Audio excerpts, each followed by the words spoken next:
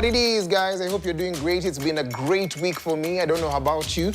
How about you? Hey, ukamba here. But if you're out there, hashtag to use is hashtag TTTT with me, most bankable host, Brian Aseli. Right now, we're going to get into the stories. But before that, I have to welcome an amazing panel. You know, they're so amazing. 2 Chelsea fans and a very calm, collected lady. Cindy, I have missed you. How are you? Oh, thank you, Brian. Niko poa. Umekula?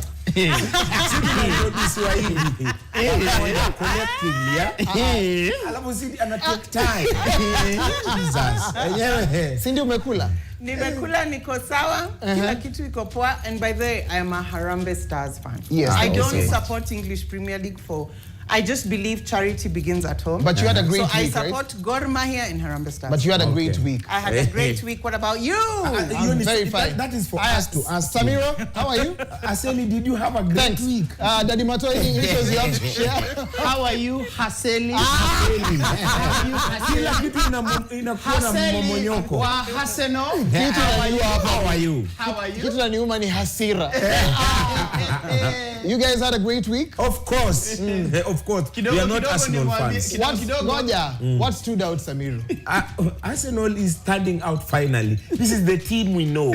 This is our Arsenal. Finally. Daddy Mato, any other important thing to share? Woo! Woo!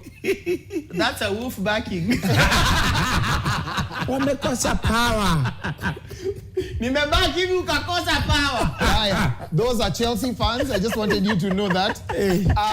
Yeah. Sawa, wacha nisalimie Cindy. Cindy, umekuwa na wiki poa? I like how the tone just went down. Me, I care about you. Tell now, baba. But kila mtu acheze game zake, tupatane finals za all the cups.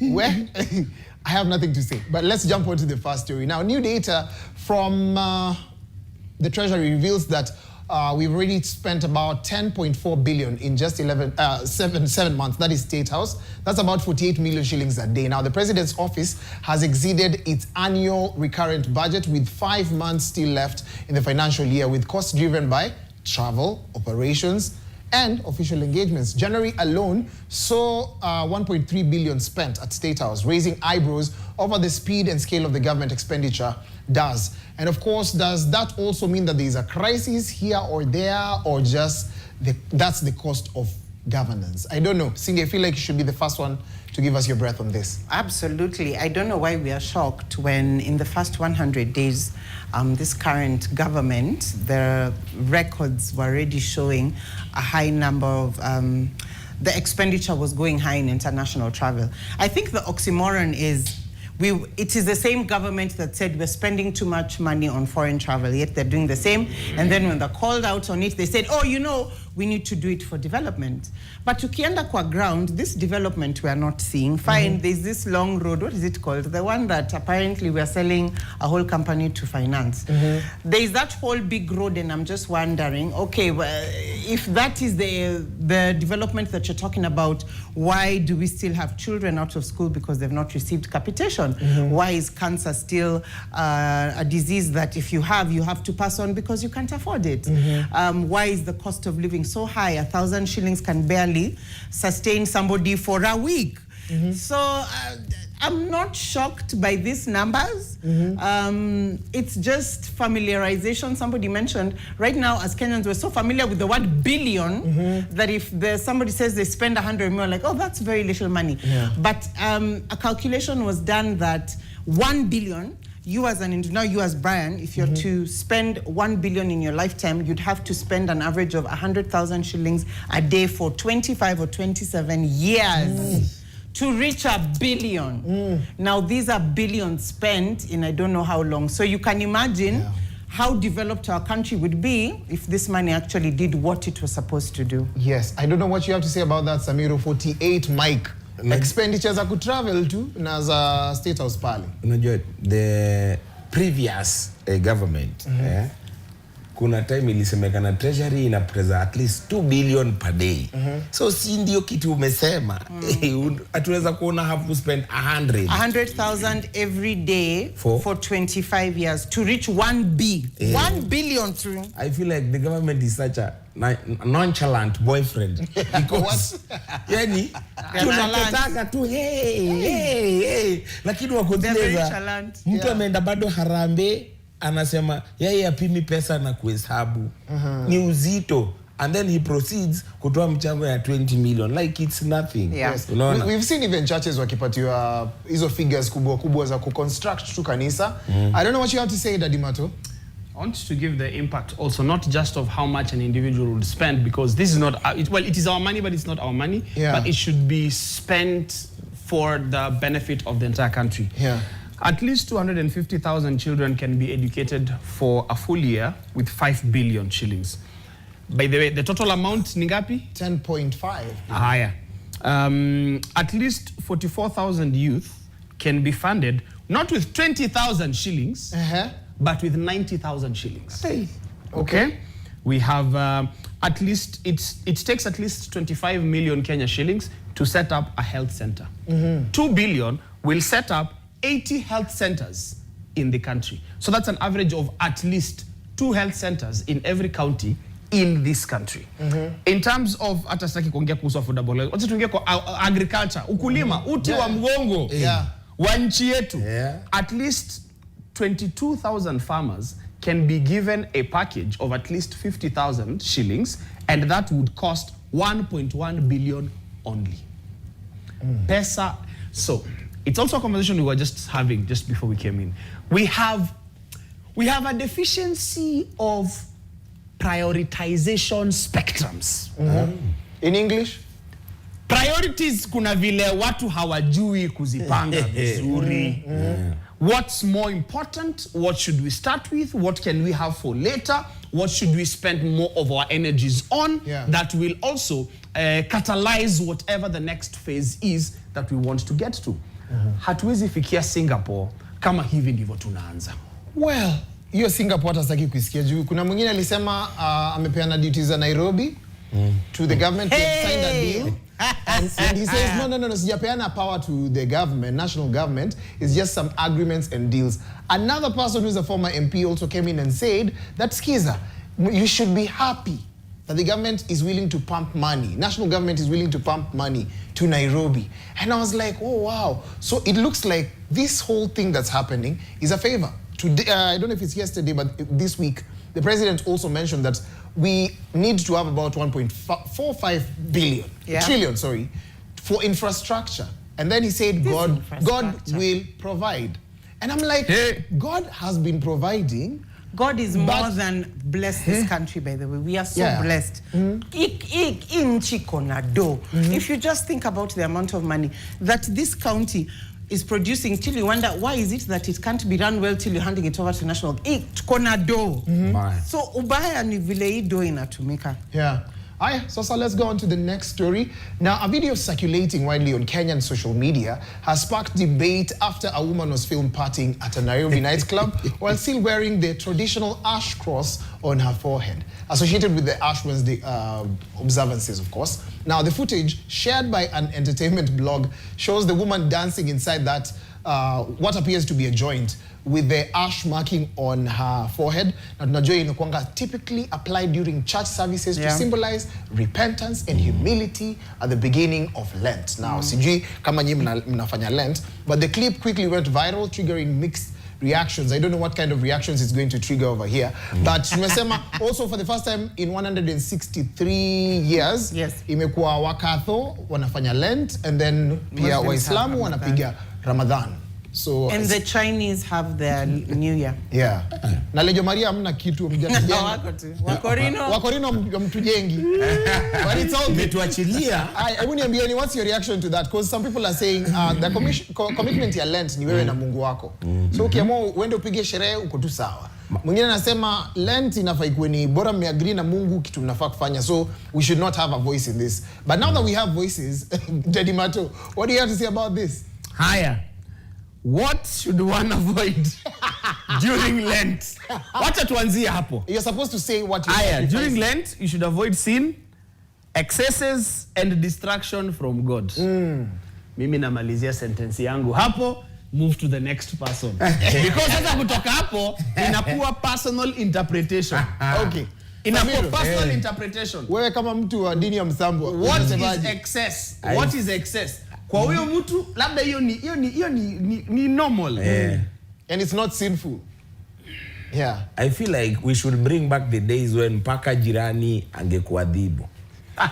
Sababu mimi nakumbuka vizuri kuna words zingine zilikuwa kubwa sana. Around pale nilikuwa nalelewa pale Maringo. Singetaja. In fact ningesema hivi, mtoto wa jirani ananishika na mtoto wa jirani ananipeleka nyaunyo ile inaendekiwa konda. Marakanjo hiyo naenda na tuangwa because hiyo nayo alafu this is my I know this person. Wait, what? You know? Oh my God. Lakini naomba atuangwe. Na nani? Ateremkiwe. Na nani? Sababu basi rab tu. Rab Labda hakukula nyama on Wednesday na hata kula Friday. So sio ndio muhimu. Alikuwa na express frustration ama what is happening. Because it is not right. Cindy, we're going to take a short commercial break. Tukirudi nataka kusikia opinion yako. Wanaume hapo wamesema akipatikana sijui afanywe nini. Achana na Samiro kabisa. Lady Mato umenibamba though. Leo nimeagree na wewe. The only thing we agree on. Let's take a short commercial break. On the other half, we're going to be sampling some of your comments.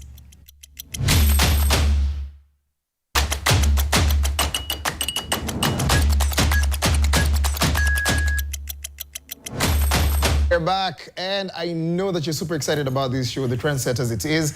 Come on to join Ali, to join Sai, Brian Aseli, most bankable host, and of course we have the ever amazing Cindy. Yes, Cindy, Okay, I won't lie, Brian. All your compliments. All your flirtations. I was going to say flattery, but all your compliments always catch me flat-footed. Yeah. I never know what to say. I had a stanza for you. Okay. During Valentine. Hey. But nitakutext. Nitakutext because of time. Alafu kuna wase wa Chelsea. So let's continue. We have the ever amazing Samira. Hello. And one guy that you need to always look out for. His name is Daddy Mato. Are we okay? Flat-footed. Flat-footed. Let's go on to the next one. And I think this one got guys in Gabon really flat-footed. Gabon's authority had announced this week an indefinite suspension, has actually announced, not had announced, but announced an indefinite suspension on social media, citing misinformation, cyberbullying, and data privacy concerns. Now, the High Authority for Communication says online content has fueled divisions, threatening national unity, and could spark unrest, even as they actually insist on freedom of expression remaining a fundamental right. Now, the move comes amid rising tension under President Brice Oligui Nguema, with strikes and, of course, public pressure growing following the 2023 coup and subsequent elections. Now, the possible shutdown could hit platforms like WhatsApp, Facebook, and TikTok, disrupting communication, business, and daily life for millions in Gabon. Now, is Kenya bold enough to do the same? Sorry, that's a wrong question. Do you think that should have been a question? Yeah, I know. Because I don't think Kenya has gotten to that point. Of course, we've had our riffraffs with banning of TikTok this week in Parliament, but I don't know what you have to say about this. Samir, unaonaje juu ya story?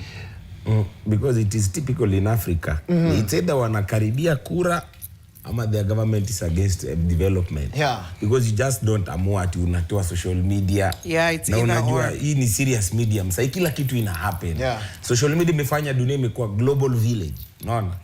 Mimi ni mtu sasa nikienda pale India sababu ya zile movie. Labda hata siwezi potea. Unaona? Because of their volumes of movies I've watched. Yeah. Za Wahindi, you have Sheikh Kumar nani, unaona? But then for them to do such a thing, lazima tushuku kitu. Kura inakaribia, wanataka kuwapiga ile kitu, ama tu they just don't want their people to wafunguke macho. Cindy? A lot of governments have been toppled or destabilized because of social media. Remember the Arab Spring that happened a couple of years ago? Yeah. So probably the power of social media is being felt before the effect of the people. Social media it has vices. I have teens, and even me, I'm worried about the amount of time they spend on social media. Yeah. I agree in part with, for example, what Australia is doing and banning social media for children below the age, I think, 12. of 12. Yeah. So I'm okay with that, because I honestly don't think children at that age need to be in spaces where they can see the things that I see in some of these pages. However, banning it completely for our entire country takes away marketing for corporates who use social media to reach the people. It's not only just about news sharing, propaganda, and rumor mongering. They are content creators. I want to believe Gabon has content creators, singers, and people who make a living out of social media. So, my worry is Africa is now getting into a trajectory of dictatorship where we totally came away from it, from those colonialism, then those Pan-Africanism, and then those dictatorship, then democracy, and now it's like the surge of dictatorship is coming back. And I feel this is a clear-cut case of that. So is it a way of taking power away from the people? It is. Daddy Mato, what do you think about this? This is not one of those topics where you can just choose to take the opposite side just for the sake of argument. Okay. Which is what I was thinking I was going to do, but then there is nothing that validates the reason behind the banning of social media to an entire country. Yeah. Enough said. Yes, enough said, but listen, there is citizen journalism, which is something that's really growing, and we have to give it to so many people. We couldn't have known, for example, in an area like Mandera, Niliona, there's a young lady who was protesting and was hugging a tree, saying, listen, I think it's high time that our leaders come, wakuje watengeneze barabara, wakuje wa cause change on this side. That's true. And that also sheds a light on different parts of the country. There's, Samira, what you've said, umesema atungeijua about different parts of the world if it was not for social media and the impact that comes with that. Aya, sisi hapa hivi in 2024, we saw the kind of impact. We were united by alama ya reli, as nani angesema lofty, but pia kuna a larger conversation on civic education. I saw so many people using the platform and just communicating and saying, okay, this was not done well. People breaking down the constitution and actually just telling us exactly how that should be.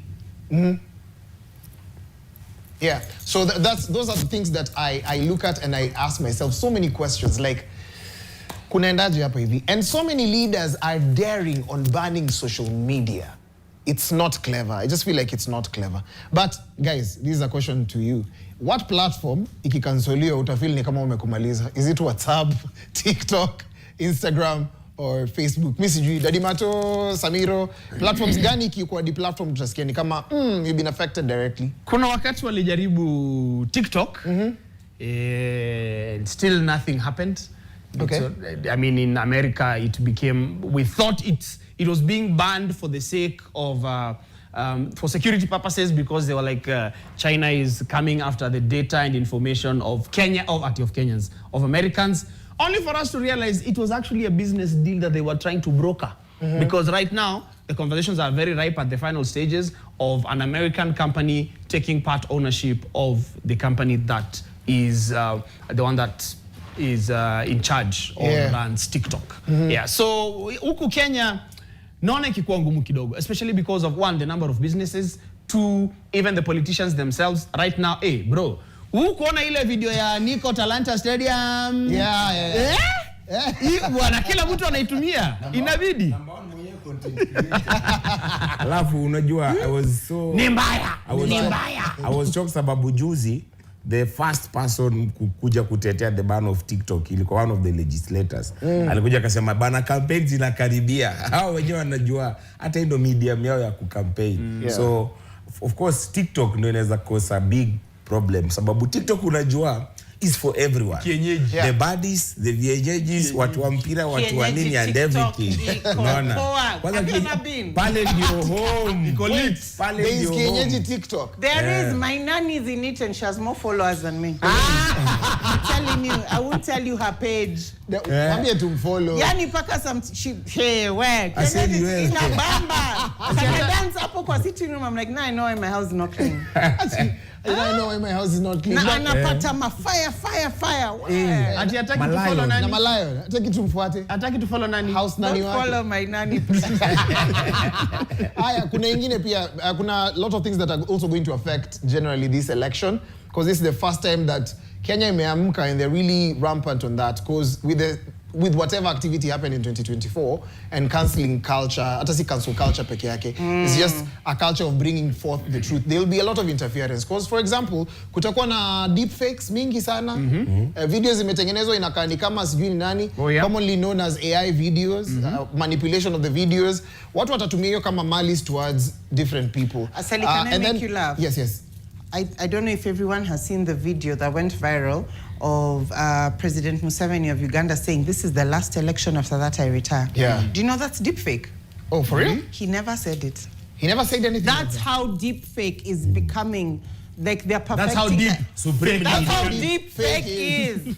What? Guys honestly believed and they're like, oh, okay, let him just. It was fake. So misinformation, propaganda. itakuwa ni mingi sana. So we're going to take a short commercial break. When we come back, there is a law by Taliban that's actually going to twist your neck, like literally, because you don't want to hear it, but we're going to say it either way.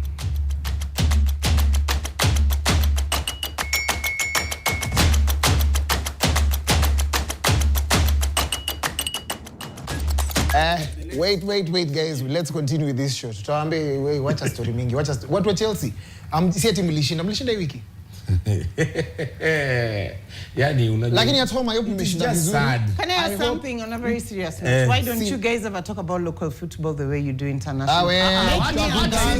There's a whole fight about that. They say they're going to beat up Daddy Samiro because he does not support local football. There is a whole fight about that online. I don't get it. Yeah. Our local football is not properly structured, but we are getting there. Yeah. Shida ni tumekataa kukubali, hatuko pale bado. Okay. Mimi ni fan wa FC Leopards. Watu wa Gor mko sawa? Sisi mimi ni wa Nairobi United. Vile muona mabasi ya Shabana every weekend. Even to choche kidogo. Dani Matoni ni wa Thika United jamaa umenyamaza sana. Thank you for insisting. Inaitwa Murangasi. Ilikuwa Sofapaka. Sofa miao. Sasa let's check out some feedback. Sijui kama umeona feedback pale. Cindy nasikia watu wameamua kuambia designer wako anafanya kazi nzuri. Draxler Jr. says Cindy amevaa Nigerian bag. Abuja. Ile usoke in London. The way I'm feeling, like in my heart and in my head. But I like what you're wearing. Cindy. Yes, I like it too. Yeah. Man. I like it. Na imepanda ndege. My sister come to visit. She's like, no, inakapoa. Anyway, yeah. I now know it's called Nigerian bag. I call it. Kuna mtu anasema people will be surprised to see Arsenal taking EPL trophy at Emirates Stadium. Sisi ndio sifuna. Yeah. Arsenal katatafunwa. Just to tell you. Sisi ndio sifuna. Arsenal sasa ndio sifuna. Anyway, Derek Asonga anasema I might agree on censorship due to the rate at which youngins sign up on the social sites. Anywho, the time is ticking. TikTok. Hey, msanii wa kulipwa. Sasa we're going to go on to the next story hapa hivi. Taliban enacts new law in Afghanistan legalizing domestic violence. Now, the code permits husbands to beat wives as long as injuries are not visible, even with broken bones. Maximum penalty is 15 days in prison.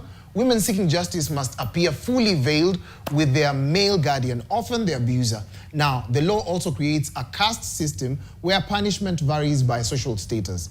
For example, religious leaders face little to no penalty, while lower classes suffer flogging and prison. UN officials call the law a terrifying step that institutionalizes abuse. The Taliban has not responded to international condemnation. I don't know what you have to say about this. Hi, wacha mimi nianze. First of all, I unequivocally stand against any form of violence. Physical, emotional, financial. Totally and completely, and I stand on that. Secondly, there are countries that have very archaic and barbaric rules, laws, regulations, especially on issues that relate to women. And this is definitely one of them. I have no idea who stands and sits, especially because I saw in the article that they refer to women as slaves. They take women as slaves. And the fact that it is based on the magnitude of injury that you can claim to accuse your abuser, that is wrong on every level. Everybody has a right to life, everybody has a right to freedom, and everybody has a right to not be injured under whatever circumstances, for sure. Hii inafaa kukansoliwa. Hii inafaa kukansoliwa. Yeah, there is one of our panelists who's receiving direction to where they're supposed to go. Ajazima Uber bado iko on. Yeah, so you've arrived. You've arrived. So kindly help us get your point home. Anyway, sorry for that, guys. I feel like for it to be debated upon in a parliament, ama ndo ipasiwe, inamaanisha vitu mbaya sana zimekuwa zikifanyika kwa hii country. No, but the Taliban are just rogue. They are Taliban. Wanawashika, wanawaambia hii ndio law. It brings to our attention that vitu mbaya sana zinafanyika huku, and if any action can be taken, because for the longest time hii imekuwa something that has been recurrent. Taliban, mimi nimesikia tangu nikuwe mtoto from CNN and this maka hizi recent times. Na pia pale mtaani tunapenda kusema tutafanya kitu kitaliban. Exactly, kitaliban. So if anything can be done to save these women, ninasema kama Mato, I stand strongly against any form of violence, especially against the women na ambao wenye hizi simama kama sisi mandume. Exactly. Yeah. Cindy, I can't wait for Jesus to come so patriarchy can die. Patriarchy needs to die. Because in Afghanistan, women are slaves. In India, in some parts, you can legally rape as a girl of a certain age. Girls are being kidnapped and raped all the time. In other parts of, I think it's Southeast Asia, where brothers, if they suspect that the sister has done something wrong, the brothers or the father can legally kill. We're talking here about maiming, but there you can legally kill. which parts again? Southeast Asia. Southeast Asia, yeah. Yes. Where you can legally kill. In India, it has the highest rape cases. And the communal courts that are there favor patriarchy. So you're actually told, see, why don't you just marry her? And she's probably 12 or 13 years. We have Saudi Arabia, where women can't drive. Now you see, the vice is patriarchy. All these people have a different interpretation of the role of a woman and vis-a-vis the role of a man over a woman. So for me, sitting here as a woman, listening to what the Taliban are saying and what the world is accepting in this day and age, when we have female presidents, when we have, you know, women pioneering so many spheres of life, I have to ask myself, is it the culture? Is it the extremism? Or is it just patriarchy? But which must die? I condemn all forms of violence, or forms of violence against both women and men, but specifically women because they suffer the most. Now, Cindy, patriarchy and matriarchy. Those are two things to mean male and female, right? Yes. It's like toxic masculinity, which is a statement that I do not agree with. Like narcissism? Like, no. Narcissism is different. Narcissism exists. It's gender neutral, but toxic masculinity doesn't exist. Of course. Yeah, yes, toxic femininity. There is. There's toxic femininity. There is. Aseli, just going back to you, Cindy, because you mentioned specifically patriarchy. Yes. So is patriarchy subjected or is it global? It's global. It is global, exactly. Yes. But the forms in which patriarchy is implemented in different places is what brings such problems. So when you say death to patriarchy, there are ways in which patriarchy has been implemented that and is it beneficial has worked, to the women. It has worked for the society. For the society. It It is in the worked for same the way. society, It's in the but not same for way. women. Listen. Scandinavian countries have found a way of actually making sure that the systems work, mostly led by men and equally by women. So there's almost fair and equal opportunity for men and women. Most of the Scandinavian countries, I'm talking about Sweden, Finland, such countries have been able to get there. In a country like Rwanda, a good percentage of the leadership is actually women.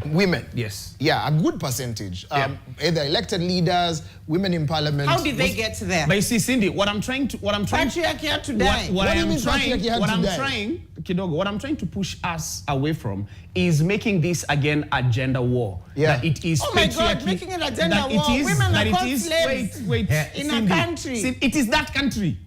It is that country. So it is not a gender it war. It is not patriarchy, which is a global term that is against the women in that country. No, it is the Taliban who are using their patriarchy in that country for the wrong reasons and in the wrong way. Mato, this tell is not me where patriarchy has benefited a woman. Tell me, give me an example. Mato. Where has patriarchy ever benefited a woman? Mato na kuomba. Sawa. You know this conversation is never going to end. Guys, but I like the tone. Let's not stay away from it. It's now no, open. It's an open discussion. Yeah, let's open it and actually have that conversation, because sometimes I don't agree with I was in a forum and we were discussing, and I came and said, you know, even as a feminist, and there was a lady who stood up and told me, men don't mock us. Men and no, that is an ignorant person. Yeah, that's an ignorant person. The biggest feminists are men. And when a man becomes a feminist, then you see a lot of these things coming into place. People think feminism is men versus women. That is when it's a gender war. Feminism is actually not men versus women. Yeah. But patriarchy is men versus women. Because no, what do you mean? It dominates. It's all about ensuring that the man's power is superseded, that the man's power is felt, that the man's power is exerted. I disagree. No. Then why is Afghanistan allowing women to be abused in the name of? Because it is Taliban. Patriarchy is just, is Taliban? By definition, Taliban is no laws, by definition, patriarchy is a system where primarily men hold authority. In definition. It's just a system where men hold authority. Matriarchy is a system. Matriarchy is a system where women hold authority. Exactly. That's it. And now, Africa when never people had a problem with why must men hold authority? It's not a must. Yes, that's why patriarchy must die. We're saying the same thing. We're saying the same thing. Cindy and Daddy Mato, you can text each other. We're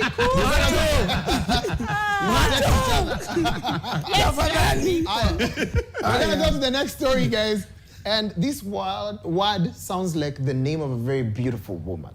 It's called Lena Kapavir. Now, Kenya has received beautiful woman. Lena Kapavir. She's okay. Yeah, Lena is okay. Lena is nice. Yeah. So Kenya has received Lena Kapavir, a revolutionary twice-yearly injectable drug for HIV prevention. Now, the health ministry took delivery of 21,000 starter doses on February 17th. The injection offers 6 months of protection per dose with over 99.9% effectiveness. Now, the annual cost is now 7,800 shillings, drastically reduced from $42,000. Phased rollout beginning March 2026, and of course in 15 high-burden counties, including Nairobi, Mombasa, and Kisumu. Kenya reported over 20,000 new infections in 2025, with 41% among young people. And the drug, approved by the US FDA, has been endorsed also by the World Health Organization, marking it as a milestone that strengthens Kenya's fight against HIV and AIDS, guys. So a big win, or what do you think? What do you have to say about this? If you grew up in the 90s, like some of us, hey, like most of us. Hey, okay, hapa na mimi naweza jihesabu mimi na sini. We were born. Guys. Let me tell you the shock factor of HIV at every street corner, whether it was with posters or videos or plays or just every which form of audiovisual signaling. Drama festivals. Everywhere. Ilikuwa ni ukimwi unaua terententen.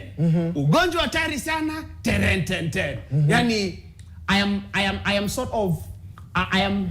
am glad. I am glad that it is a scourge that finally inafika mahali inaweza malizwa. But you see what was the consequence of hiyo woga? There was a little bit more sexual containment. Sasa hii ikishasuluhishwa, sijui sasa tukutenda aje, kwa sababu the uncontainment already that is happening with this generation calling themselves Gen Z. In fact, but even millennials. No, listen, there was data that was collected and it says that millennials, y'all are having it Far much more than Gen Z. Yes. Kwa sababu ni adults. Apana, you guys are having it far much more than the Gen Z. Gen Z ni watoto. That what? No, that's not the excuse. But I'm just saying, every time we point a finger towards Gen Z, it sounds very weird. But activity iko na millennials bado. Millennials still have unprotected these are not my views. Yeah. Sawa. intercourse. Lakini wameileta late. Sasa watu walogopa mimba more than the disease. What? Exactly. Asa imekuja late. Imekuja late. Mimi view yangu ni hata kama umesoma bado soma. Sawa. Like tumia bado the traditional ways ya kujiprevent na hii kitu. Sababu sasa naye abstain, fanya kila kitu. Just make sure you're safe. In fact, ndugu yangu ananiambia yeye kitu inafanya kwa faithful pale dile ugonjwa. Unaona? Hata ruka because he's afraid of catching it. Unaona? So tafadhali, mimi sijui venye ita work, but then I feel like pia siku hizi watu waogopi hiyo kitu. Siku hizi watu wanaogopa mimba instead. Here's the thing. Yeah. What Daddy Mato has said has benefited the Gen Zs because during our generation, it was, you know, there was a lot of campaigns about HIV awareness that it was passed on to the children, and you'll find a lot of Gen Zs, by the way, are actually using, they might be more sexually active, but they're actually using protection, which is a good thing. Yeah. Let's look at the marginalized groups that are benefiting from this medicine. It's not always just promiscuous people who go to clubs. There are people who get this mother-to-child infection. There are people who are victims of sexual violence, and so on and so forth. So I'm really happy, discordant partners. So I'm really happy for those people who unfortunately have gotten HIV through ways that were not of their liking, but are able to benefit from this drug. Yes. So we're going to put a pin on that. Thank you so much, lady and gentlemen, for creating time to be here with us. We're grateful also to everyone watching us right now. We'll have a spillover of entertainment soon after our news. Friday Night Rave is going to be here. Claudia Naisabo, Brian Aseli, Ken Biat on the decks, and of course it's going to be really exciting. So thank you so much, and also to my directors and producers working behind the scenes to make sure that we have a great product on air. God bless.